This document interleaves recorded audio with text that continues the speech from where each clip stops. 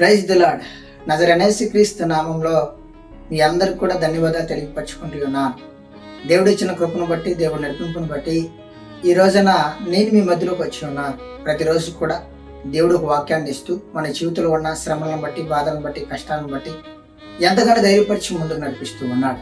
అలాగే ఈ రోజున కూడా దేవుడు ఒక మాట తెలియపరచాలని ఎంతగానో ఆశిస్తూ నన్ను మీ మధ్యలోకి తీసుకొచ్చి ఉన్నాడు. ఈ రోజున దేవుని వాక్యం ఒకసారి మనం చూసినట్లయితే యెషయా గ్రంథము 43 అధ్యాయం 1వ వచనం, నేను నిన్ను విమోచించి ఉన్నాను, భయపడకము, పేరు పెట్టి నిన్ను పిలిచి ఉన్నాను, నీవు నా సొత్తు.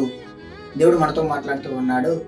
నేను విమోచించి ఉన్నాను, భయపడకు. నీ జీవితంలో ఉన్న శ్రమలు, బాధలు, కష్టాలను బట్టి నేను పేరు పెట్టి నేను పిలిచిచున్నాను, నీకు నేను తోడుగా ఉన్నాను. కాబట్టి నువ్వు దేని గురించి కూడా దిగులు పడాల్సిన అవసరం లేదని ఈ రోజున దేవుడు మనతో మాట్లాడుతూ ఉన్నాడు. నా సహోదరి, నా సహోదరుడా, మన జీవితంలో మనకి అసాధ్యమైన ఎన్నో ఉన్నాయి, కానీ దేవుడికి అసాధ్యమైన ఏమీ లేవు. ఎందుకంటే ఈ లోకాన్ని సృష్టించిన దేవుడు మనతో మాట్లాడుతూ ఉన్నాడు.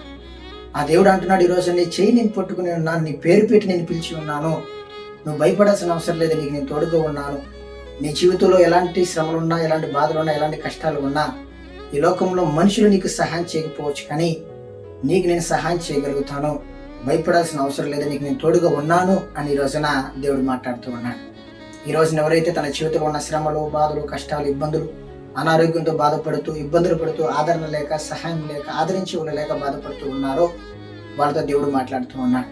నువ్వు భయపడాల్సిన అవసరం లేదు, పేరు పెట్టి నేను పిలుచుకుని ఉన్నాను, నువ్వు నా సొత్తు, నీకు ఏది కూడా హానికరమైనది ఈ లోకంలో లేదు, నీకు నేను తోడుగా ఉన్నాను, నేను నిలబెడతాను, నీ పరిస్థితి నేను మారుస్తాను, నీ జీవితాన్ని నేను మారుస్తాను. ఈ రోజున పుడుతున్న ప్రతి ఇబ్బంది, కష్టం నుంచి నేను బయటికి తీసుకొస్తాను, నువ్వు భయపడాల్సిన అవసరం లేదు, నీకు నేను తోడుగా ఉన్నాను, నువ్వు నా సొత్తు అని ఈ రోజున దేవుడు మనందరితో కూడా మాట్లాడుతున్నాడు. కాబట్టి నా సహోదరి, నా సహోదరుడా, దేని గురించి కూడా భయపడకుండా దేవుని యందు నమ్మకంతో, విశ్వాసంతో ఉండాలని ఈ రోజున దేవుడు నీకు నాకు తెలియపరుస్తూ ఉన్నాడు. ఆమేన్.